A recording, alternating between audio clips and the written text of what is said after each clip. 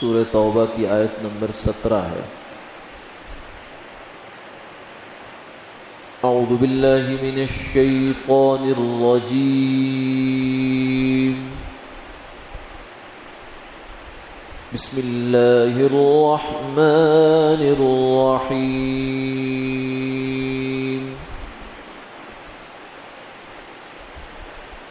ما كان للمشركين أن يعمروا مساجد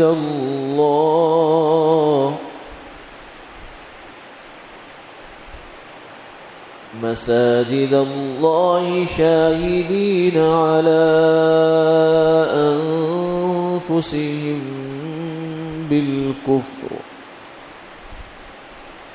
أولئك حبطت أعمالهم وفي النار هم خالدون۔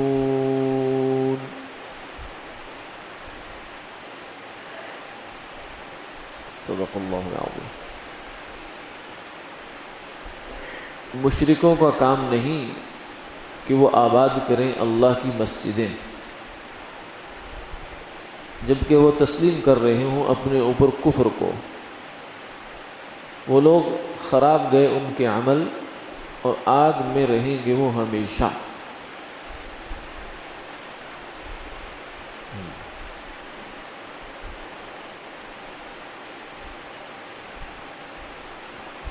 اللہ رب العزت نے انسان کو اس دنیا میں اپنی عبادت کے لیے بھیجا ہے۔ فرمایا وَمَا خَلَقْتُ الْجِنَّ وَالْإِنسَ إِلَّا لِيَعْبُدُونَ۔ جن و انسان کی تخلیق کا مقصد یہ ہے کہ یہ لوگ اللہ کی عبادت کریں۔ عبادت کسے کہتے ہیں؟ عبادت ان خاص اعمال کا نام ہے جو کسی معبود کے لیے، جس کو انسان پوجتا ہے اور جس کے قبضہ قدرت میں اپنا سب کچھ سمجھتا ہے، اس کو خوش کرنے کے لیے، اس کو راضی کرنے کے لیے جو مخصوص قسم کے اعمال کیے جاتے ہیں انہیں عبادت کہا جاتا ہے۔ جسے پرستش بھی کہتے ہیں، پوجا بھی کہتے ہیں دیگر زبانوں میں۔ تو عبادت ایک خاص مفہوم رکھتی ہے۔ ویسے تو مجازاً یہ کہہ دیا جاتا ہے کہ اگر ہم اللہ اور اللہ کے رسول کے حکم پر چلیں تو ہماری 24 گھنٹے کی زندگی عبادت بن جائے گی، مگر وہ عبادت بنے گی اس معنی میں کہ اس پر ثواب ملے گا۔ لیکن جو اصل عبادت ہے وہ خاص چیزیں ہیں، جیسے نماز ہے، روزہ ہے، حج ہے، زکوٰۃ ہے، قرآن پاک کی تلاوت ہے اور اس طرح کی چیزیں ہیں۔ باقی جو زندگی کی ہماری روٹین ہے وہ عبادت نہیں ہے، ہمارے جائز کام ہے۔ ہاں ان میں اچھی نیت کر لیں گے، اچھے طریقے سے کریں گے تو ثواب مل جائے گا۔ تو ثواب ملنا اور چیز ہے، عبادت ہونا اور چیز ہے۔ تو عبادت کے لیے انسان کو پیدا کیا، پھر عبادت کے لیے اللہ تعالیٰ نے کچھ جگہ مخصوص کر دی، ان خاص جگہوں پر عبادت ہوگی، جیسے بیت اللہ ہے، مسجد اقصیٰ ہے اور اس طرح کی عبادت کی جگہ طے کر دی۔ اور پھر اسی کے نیچے جو اس کی شاخیں بنائی ہیں وہ مساجد ہیں۔ مسجد کا لفظی مطلب ہوتا ہے جہاں سجدہ کیا جائے، سجدہ گاہ، کیونکہ عبادت میں سب سے اعلیٰ عبادت نماز ہے اور نماز میں سب سے اعلیٰ چیز سجدہ ہے، تو اس لیے مسجد کا نام مسجد اس لیے رکھا گیا کہ اس میں سجدہ ہوتا ہے، سجدہ گاہ ہے۔ مسجد اس جگہ کو کہتے ہیں جہاں سجدہ کیا جائے۔ تو مسجد ایک مخصوص جگہ ہے۔ ویسے تو سرکار دو عالم صلی اللہ علیہ وسلم نے ارشاد فرمایا کہ مجھے جو اللہ نے خصوصیات عطا فرمائی ہیں خاص میرے لیے، جو خاص چیزیں مجھے دی ہیں، ان میں سے ایک یہ بھی ہے جعلت لی الارض مسجدا، کہ اللہ نے پوری زمین کو میرے لیے مسجد بنا دیا۔ یعنی مسجد اس معنی میں کہ کہیں بھی ہم ہوں، سفر میں ہوں، حضر میں ہوں، جنگل میں ہوں، پہاڑ پہ ہوں، دریا میں ہوں، صحرا میں ہوں، اور نماز کا وقت ہو جائے تو نماز ادا کرنے کے لیے ہمیں بہر صورت مسجد میں جانا ضروری ہے، یہ نہیں۔ اگر مسجد بہت دور ہے، مجبوری ہے، تو جہاں اللہ کی زمین ساری مسجد ہے، یعنی جہاں مرضی تم سجدہ کر لو، پاک جگہ ہو بس، تو اس معنی میں تو ساری زمین مسجد ہے۔ لیکن اگر آدمی آبادی میں ہے، گھر کے قریب ہے، مسجد بھی قریب ہے، تو پھر مسجد کا حق ہے کہ مسجد میں نماز پڑھی جائے۔ کہ مسجد کو چھوڑ کے نماز پڑھنا یہ درست نہیں ہے، خاص طور سے باجماعت نماز، کہ اس سے تو جو آدمی پیچھے رہتا ہے تو اس کے لیے تو حضور نے بہت سخت وعید فرمایا کہ میرا دل چاہتا ہے کہ کچھ نوجوانوں کو حکم دوں کہ وہ ایندھن اکٹھا کرے، اور پھر میں ان لوگوں کے پاس جاؤں جو بغیر کسی عذر کے، بیماری بھی نہیں ہے، کوئی اور ایسا مسئلہ بھی نہیں ہے، عذر کوئی نہیں، شرعاً صحیح عذر کوئی نہیں، بس سستی ہے، غفلت ہے، بغیر کسی شرعی عذر کے مسجد کی جماعت چھوڑ کر گھروں میں نماز پڑھ لیتے ہیں، میں جاؤں اور ان کے گھروں کو جلا ڈالوں، اتنا بڑا۔ اس لیے جماعت وہ سنت ہے، بعض ائمہ کے نزدیک تو واجب ہے، یعنی گویا کہ ان کے ہاں اگر جماعت سے نہیں نماز پڑھی آدمی نے تو نماز ہی نہیں پڑھی گویا کہ۔ لیکن ہمارے جو امام ابو حنیفہ رحمۃ اللہ علیہ، ان کے نزدیک واجب اگر سے اس معنی میں نہیں ہے، لیکن یہ وہ سنت ہے جو سب سے زیادہ مؤکد سنتوں میں سے ہے، یعنی تقریباً واجب، یعنی بغیر عذر کے چھوڑنا یہ گناہ گاری ہے بہرحال۔ تو مسجد کا ایک حق ہے۔ تو مسجد کیا ہے؟ مسجد اللہ تعالیٰ کا گھر ہے، خاص مختصر لفظوں میں اگر یہ کہا جائے کہ اللہ تعالیٰ کا گھر ہے، جیسے بیت اللہ اللہ کا گھر ہے، مسجد اللہ کا گھر ہے، تو اس مسجد کو سنبھالے گا کون؟ مسجد ہوتی کیا ہے؟ مسجد اللہ کا گھر ہوتا ہے، اللہ کی ملک ہوتا ہے۔ جب آدمی کوئی مسجد بناتا ہے اپنی زمین میں تو وہ قیامت تک کے لیے اس کی نسل اس زمین سے، اس جگہ سے لا تعلق ہو گئی، اب ان کا کوئی اس پہ ملکیت کا دعویٰ نہیں ہو سکتا۔ کیوں؟ اس لیے کہ انہوں نے اپنی ملکیت سے وہ زمین نکال کر اللہ کی ملکیت میں دے دی، وقف کر لیا اللہ تعالیٰ کے لیے، اور یہ بہترین وقف ہے جو قیامت تک چلنا ہے۔ وقف تو ویسے بھی قیامت تک ہی چلتا ہے، لیکن بہرحال عام اوقاف پھر بھی کچھ نہ کچھ ہو جاتا ہے، لیکن مساجد عموماً رہتی ہیں، مسلمان جب تک ہیں تو مسجدیں آباد بھی رہتی ہیں، قائم بھی رہتی ہیں، ان کو کوئی قبضہ شبضہ، کوئی خرد برد ایسا کام اس پہ نہیں ہوتا۔ تو مسجد اللہ تعالیٰ کا گھر ہے، اور اسلام کی بڑی ایک بنیادی چیز ہے۔ مسجد نبوی وہ جگہ تھی جہاں حضور صلی اللہ علیہ وسلم نے سارا جو ہے وہ کام چلایا ہے، وہیں پہ مدرسہ بھی تھا اصحاب صفہ کا، وہاں وہ پڑھا کرتے تھے، وہیں پہ ذکر بھی ہوتا تھا، وہ خانقاہ بھی تھی، وہ مدرسہ بھی تھا، وہ جہاد کی جو ہے وہ تربیت گاہ بھی تھی، اور وہ سب کچھ ہی تھا، جتنے بھی دین کے شعبے تھے وہ سب مسجد نبوی میں جاری رہتے تھے۔ تو باقی جتنی مسجدیں یہ بھی اسی کے بیت اللہ کے بیٹیاں کہا جاتا ہے ان کو۔ تو مسجد کا ماحول بڑا نورانی پاکیزہ ہوتا ہے، جہاں کہ انسان محسوس کرتا ہے کہ میں دنیا کے شور، ہنگامہ، حرص، ہوس، جا، آپس میں نفرتیں، کدورتیں، وہ سب جو ایک ماحول میں چل رہی ہوتی ہیں، جب انسان مسجد میں آتا ہے تو اس کو ایک نئی دنیا کا احساس ہوتا ہے۔ اس کو کیوں؟ اس لیے کہ یہاں اللہ ہوتی ہے، اللہ کا نام لیا جاتا ہے، یہ جگہ اللہ کے لیے خاص ہو گئی، پھر اللہ کا نام لیا جاتا ہے، نیک لوگ نیک ارادے سے آتے ہیں، یہاں بیٹھتے ہیں پاک ہو کر، پاکیزہ ہو کر، اور نیک کام کرتے ہیں، کوئی ذکر کر رہا ہے، کوئی تلاوت کر رہا ہے، یہ سب چیزوں کے اثرات ہوتے ہیں۔ تو جہاں برے کام ہوتے ہیں وہاں برے اثرات ہوتے ہیں، وہاں آپ کی طبیعت گھبرائے گی۔ اس لیے آدمی بازار میں جائے، تھوڑا سا حساس آدمی ہو، اس کی طبیعت میں لطافت ہے، تو بازار سے جب انسان لوٹتا ہے تو عجیب و غریب اس کی کیفیت ہوتی ہے۔ اس لیے فرمایا کہ جو بازار میں جاتا ہے اس کے ہاتھ میں شیطان کا جھنڈا، اور جو مسجدوں کو آتا ہے اس کے ہاتھ میں رحمان کا جھنڈا، یعنی یہاں اللہ تعالیٰ کے ذکر کا ماحول ہوتا ہے۔ اس لیے مسلمان آدمی کو تو اپنی زندگی سے مسجد سے بہت تعلق ہونا چاہیے۔ اس لیے فرمایا کہ مومن تو مسجد میں ایسا ہوتا ہے جیسے مچھلی پانی میں، اور منافق ایسا ہوتا ہے جیسے پنجرے میں پرندہ، جو آزاد پنچھی ہے، اس کو پنجرے میں قید کر دو تو بیچارہ پھڑپھڑاتے ہی رہتا ہے۔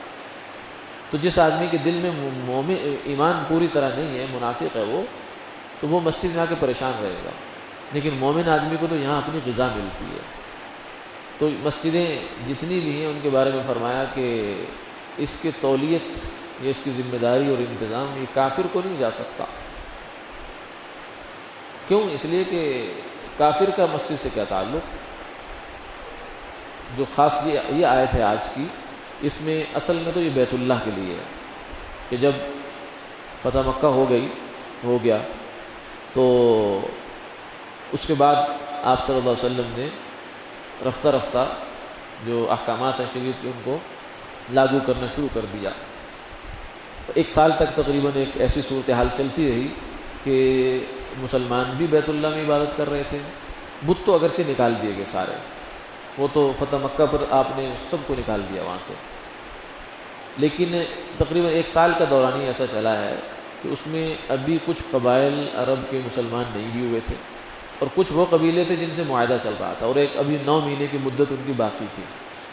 تو وہ لوگ بیت اللہ میں بھی آ کر اور حج کے موقع پر بھی جو بھی ان کے معاملات تھے اس میں اپنے پرانے جاہلیت کے طریقے سے عبادت کیا کرتے تھے، مثلا ننگا طواف اور شرکیہ افعال، لبیک اللہم لبیک لا شریک لک الا شریکا ملکتا۔ ہم تو کہتے ہیں نا اللہ تیرا کوئی شریک نہیں، تو یہ کیا کہا کرتے تھے مشرکین؟ تیرا کوئی شریک نہیں سوا اس شریک کے جس کو تو خود بنا لے، جس کو تو خود اپنی خدائی میں حصہ دار بنا لے۔ تو اس طرح کے تلبیہ شرکیہ تھا ان کا، اور بہت سے اعمال شرکیہ کرتے تھے۔ تو کچھ عرصہ تو چلتا رہا، اور لیکن پھر جب حج آیا ہے، پہلا حج بیت اللہ کے، اس کے فتح مکہ کے بعد جو پہلا حج آیا سیدنا صدیق اکبر رضی اللہ تعالیٰ عنہ کی قیادت میں یہ حج ہوا تھا۔ تو اس حج میں ان کو حضور نے یہ حکم دیا تھا کہ اعلان کر دو کہ لا یحجن بعد العام مشرک، کہ اس سال کے بعد کوئی مشرک بھی بیت اللہ کا حج نہیں کرے گا، اور نہ ہی کوئی بیت اللہ کا ننگا طواف کرے گا جیسے پہلے تم کرتے تھے۔ بس اب ختم تھا، کیونکہ بیچ میں معاہدہ تھا، تو کچھ عرصے کے لیے اس میں ایسی صورتحال چلی، لیکن اس کے بعد مکمل طور سے منع کر دیا گیا۔ اور یہ آیات بھی اسی کا بیان ہے کہ بیت اللہ جو کہ مساجد کی بنیاد اور جڑ ہے، تو یہ کسی مشرک کے حوالے کیسے ہو سکتی ہے؟ یہ وہاں مشرک آئیں اور اپنے آ کر اعمال کریں، افعال کریں، کیونکہ وہ تو ناپاک ہیں۔ انما المشرکون نجس فلا يقربوا المسجد الحرام بعد عامهم هذا۔ اے ایمان والو، مشرک تو ناپاک ہوتا ہے، ناپاک کیا ہوتا ہے؟ اس کا عقیدہ ناپاک ہوتا ہے، نجس رجس ہوتا ہے، اس لیے وہ اس سال کے بعد اب دوبارہ مسجد حرام کے قریب نہ پھٹکے کوئی اس میں سے۔ تو یہاں یہ فرما دیا کہ کیوں ایسا کیوں ہو رہا ہے؟ اس لیے کہ بیت اللہ تو وہ جگہ ہے جہاں سے توحید کی صدا بلند ہوتی ہے، ہونی چاہیے۔ کیوں کہ یہ بیت اللہ اللہ کا گھر ہے، اور بنایا کس نے ہے؟ ابراہیم علیہ السلام، جنہوں نے توحید کے لیے کیا کچھ نہیں کیا، گھر چھوڑا ہے، بار چھوڑا ہے، اور وطن در وطن، سفر در سفر شروع کیا انہوں نے، اور در بدر پھرے ہیں، تو سب کس لیے؟ توحید کے لیے۔ ابراہیم علیہ السلام خاص ان کی جو پہچان ہے وہ اللہ تعالیٰ کی وحدانیت کے لیے اس قدر ان کی قربانیاں ہیں۔ تو بیت اللہ ان کا بنایا ہوا گھر، اور اس میں مشرک میں یہ تو بے جوڑ بات ہے کہ اللہ کا گھر ہو، مسجد اللہ کی ہو یعنی بیت اللہ ہو، اور اس کا آباد کون کر رہا ہے اس کو، یعنی اس میں نمازیں کون پڑھ رہا ہے یا اس میں اعمال کون کر رہا ہے؟ وہ کر رہا ہے جناب مشرک۔ تو یہ کیسے ہو سکتا ہے؟ ما كان للمشرکین ان یعمروا مساجد اللہ، مشرک کو یہ حق حاصل نہیں ہے کہ وہ اللہ کی مسجدوں کو آباد کرے۔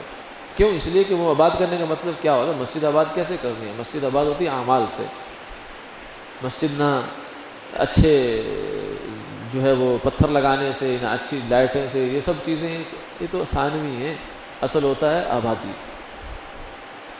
مسجد نبوی میں 9 سال تک تقریباً کم و بیش چراغ نہیں تھا، لیکن وہاں سے جو روشنی نکلی ہے وہ اس نے پوری دنیا کو روشن کیا۔ تو روشنیاں زیادہ چاہے نہ بھی ہوں، لیکن یہ ہے کہ جو اصل روشنی وہ اعمال ہے۔ تو مسجد تو آبادی ہوتی ہے عمل سے، اس لیے فرمایا کہ جو مسجدوں کو آباد کرتا ہے اللہ اس کے گھر کو آباد کرتا ہے، ان کی زندگی آباد ہو جاتی ہے۔ اللہ کے گھر کو ہم جتنا آباد کریں گے وہ ہمیں دعائیں دے گا۔ اور ہماری زندگی اتنی آباد ہو جائے گی۔ تو مسجد کی آبادی عمل سے، تو کافر لوگ کیا کریں گے آ کر اس میں؟ وہ ظاہر ہے کہ اپنے شرک کریں گے، تو اس سے بیت اللہ کو بھی تکلیف ہوگی، فرشتوں کو بھی جو وہاں کے ماحول میں رہتے ہیں ان کو بھی تکلیف ہوگی۔ اس لیے مسجد کے آداب میں سے بہت باریکی کی باتیں ہوتی ہیں۔ مسجد میں اونچی آواز سے بولا نہ جائے، دوڑا نہ جائے، گرم چیز نہ رکھی جائے، مسجد کو بہت احترام ہونا چاہیے، دنیا کی باتیں نہ کی جائیں، تبصرے اور سیاسی اور اخبارات اور یہ وہ فلاں فلاں یہ نہ ہو۔ صحابہ کرام نے ایک دوسرے کو بلانا ہوتا تھا تو بس اوقات کوئی کنکر پھینک دیتے تھے، اونچی آواز سے آواز نہیں دیتے تھے۔ اسی لیے علماء نے یہاں تک لکھا کہ مسجد میں آئے انسان تو اونچی آواز سے سلام بھی نہ کرے، ٹھیک ہے۔ ایک تو مسجد کے آداب کے ویسے منافی ہے، اور دوسرا یہ کہ جو لوگ وہاں بیٹھے ہیں وہ کسی کے انتظار میں نہیں بیٹھے۔ آپ جیسے کسی کے چوپال میں جاتے ہیں، کسی دکان پہ جاتے ہیں تو وہ آدمی آپ کو ویلکم کرنے کے لیے بیٹھا ہوتا ہے، ملنے کے لیے بیٹھا ہوتا ہے، آپ کے لیے بیٹھا ہے، یا آپ جب چلے گئے تب آپ کو ملنا ہے اس سے، اس نے آپ کے ملنا ہے تو وہ اس انتظار میں ہے، اس کو تو سلام کرنا بنتا ہے۔ لیکن جو مسجد میں لوگ بیٹھے ہیں وہ اللہ کے ساتھ لو لگا کے بیٹھے ہیں، کوئی نماز میں ہے، کوئی ذکر میں ہے، کوئی فکر میں ہے، کوئی کسی چیز میں ہے، وہ تو آنے والے کے استقبال کے لیے تو کوئی بھی نہیں بیٹھا ان میں سے، اس لیے ان کو اپنے کام میں لگے دیں۔ تو اونچی آواز سے بعض دفعہ لوگ سلام کرتے ہیں، اس سے یکسوئی خراب ہوتی ہے، نمازی کی یکسوئی۔ تو مسجد کے بڑے آداب ہیں، تو مشرک ان آداب کو کیسے نبھائے؟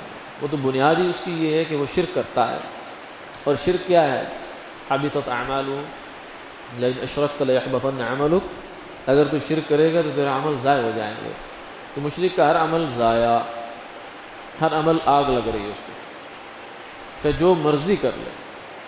یعنی ایک مشرک کافر آدمی ہے، مشرک بھی کافر ہوتا ہے، وہ جتنی یعنی اس کو 1000 سال نہیں، لاکھ سال، کروڑ سال عبادت کرنے کا موقع مل جائے، ذکر، تلاوت، یہ وہ جو بھی اس کا اپنے مذہب کے لحاظ سے ہو سکتا ہے، یا اس کو چیریٹی کا بہت بڑا موقع مل جائے، پوری دنیا کو جناب اسپتالوں سے بھر دے، ایمبولینسوں سے بھر دے، یونیورسٹیاں بنائے، یہ وہ فلاں فلاں، جتنے بھی خیر کے کام، ویلفیئر کے کام ہو سکتے سب کرے، لیکن اللہ کی نظر میں اس کی ایک پھوٹی کوڑی بھی قیمت نہیں ہے۔ والذین کفروا اعمالهم کسراب بقیعہ یحسبہ الظمآن ماء۔ کافر کا عمل کیا ہے؟ وہ سراب ہے، صحرا ہے، چمکتا ہے، لگتا ہے پانی ہے، لیکن حقیقت میں پانی نہیں ہوتا۔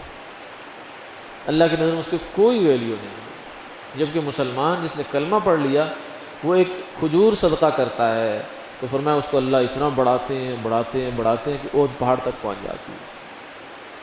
تو ایمان اصل بنیاد ہے انسان کی قیمت کی، عمل کی قیمت ایمان سے، کہ کس کے پاس ایمان ہے۔ اس لیے فرمایا اولئک حبطت اعمالهم وفی النار هم خالدون۔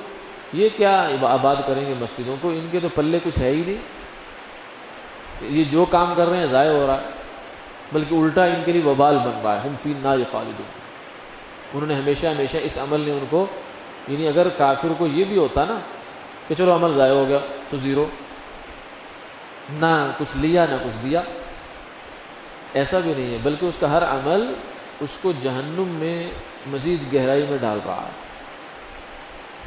چاہے وہ نیکی کے کام ہی کر رہا ہے، اپنے خیال میں نیکی کر رہا ہے لیکن کر تو شرک رہا ہے، کر تو کفر رہا ہے، تو نتیجتاً کیا ہو رہا ہے کہ اس کو جہنم کی طرف آگے سے آگے بڑھتا چلا جا رہا ہے، گہرائی کے اندر اترتا چلا جا رہا ہے۔ اس لیے فرمایا اولئک حبطت اعمالهم، ان کے عمل سب ضائع، وفی النار هم خالدون، اور انہوں نے ہمیشہ ہمیشہ جہنم میں رہنا ہے۔ بعض دفعہ ایک سوال ذہن میں آتا ہے لوگوں کے، وہ یہ ہے، بعض کافر سوال کرتے بھی ہیں کہ دیکھو تمہارا اسلام میں بڑا عجیب و غریب عقیدہ ہے، کیا جی؟ کہ مسلمان ہمیشہ جنت میں رہے گا اور کافر ہمیشہ جہنم میں رہے گا۔ یہ ایسے ہی ہے، لیکن وہ کہتے ہیں جناب سزا جو ہے وہ بقدر جرم ہونی چاہیے۔ ایک آدمی نے کفر تو کیا 70 سال، 60 سال، 100 سال، تو اس کو سزا ہزار سال کیوں ہو رہی ہے؟ یہ تو غلط بات ہے۔ تو اس کا جواب یہ ہے کہ انما الاعمال بالنیات، کہ جو کافر ہے نا یا جو مسلمان ہے، دونوں ہی جب وہ دنیا میں رہ رہے ہیں تو وہ ان کا کفر یا اسلام ٹمپریری نہیں ہے، وہ اس نیت کے ساتھ رہ رہے ہیں کہ اگر ہمیں 1000 سال بھی زندگی مل جائے تو ہم نے کفر پر ہی رہنا ہے. اور مسلمان اس نیت کے ساتھ رہتا ہے کہ اگر مجھے 1000 سال بھی زندگی مل جائے تو میں نے مسلمان ہی رہنا ہے. یہ تو نہیں کہ وہ سوچتا ہے کہ 100 سال تک تو اسلام چلے گا، اس کے بعد کچھ دیکھیں گے شاید پھر کوئی ٹیسٹ چینج کر لیں. ایسا تو نہیں ہوتا. تو کیوں؟ کفر ایسی چیز ہے کہ اگر آدمی 10 سال بعد کافر ہونے کی نیت کرے وہ آج ہی ہو جاتا ہے. کفر میں ایسا کوئی وہ نہیں ہے کہ ٹائم کے ساتھ اس کا کوئی خاص ہوتا ہے کہ 10 سال تک میں مسلمان ہوں، 10 سال کے بعد کافر ہو جاؤں گا تو آج ہی ہو جائے گا. اللہ کو ایسے آدمی کی ضرورت نہیں ہے. تو مسلمان ہمیشہ نیت رکھتا ہے کہ میں چاہے ابد الآباد تک رہوں گا، اللہ کا فرما بردار بن کر ہی رہوں گا. اور کافر کی نیت یہ ہوتی ہے کہ میں ہمیشہ کے لیے کافر ہی رہوں گا. تو یہ عمل پر نہیں بلکہ اس کی نیت پر یہ مواخذہ ہو رہا ہے. جیسے نیت المؤمن خیر من عملہ، ایسے نیت الکافر شر من عملہ. مسلمان کی نیت اس عمل سے بڑھ گئی کہ جیا تو وہ 100 سال اور جنت اس کو ملی ابد الآباد، ہمیشہ ہمیشہ کی. اور کافر کی نیت بھی اس کو مروا گئی کہ جیا وہ 100 سال مگر اس کی نیت اس کو ہمیشہ ہمیشہ کے لیے جہنم کا ایندھن بنا گئی. وآخر دعوانا الحمدللہ رب العالمین.